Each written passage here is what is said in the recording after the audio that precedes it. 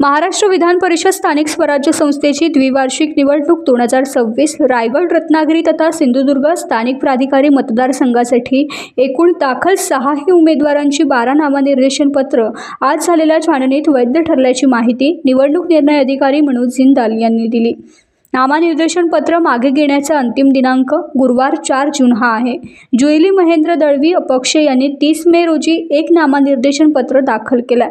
नामनिर्देशन पत्र दाखल करण्याच्या काल शेवटच्या दिवशी सुरेंद्रनाथ यशवंत माने शिवसेना उद्धव बाळासाहेब ठाकरे यांनी 4, Arvind Pundalik Mhatre Peasants and Workers Party of India 1, Manasi Santosh Mhatre Peasants and Workers Party of India 1, Anil Ramesh Chopda अपक्ष 1 आणि Aniket Sunil Tatkare National Congress Party 4 अशी एकूण 6 उमेदवारांची 12 नामनिर्देशन पत्र दाखल झाली होती। आज सकाळी 11 वाजता निवडणूक निर्णय अधिकारी यांच्या दालनात निवडणूक निरीक्षक अभय महाजन यांच्या उपस्थितीत सर्व दाखल नामनिर्देशन पत्रांची छाननी झाली। यामध्ये निवडणूक निर्णय अधिकारी जिंदाल यांनी सर्व नामनिर्देशन पत्रांबाबत माहिती देऊन कोणाला आक्षेप असल्यास नोंदवण्याची संधी देखील दिली। या छाननीत ही सर्व नामनिर्देशन पत्र वैध ठरलेत। मानसी संतोष म्हात्रे यांचे नामनिर्देशन पत्र हे अपक्ष म्हणून आज झालेल्या छाननीत ठरवण्यात आले।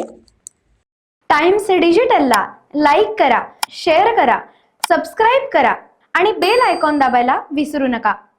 Times digital.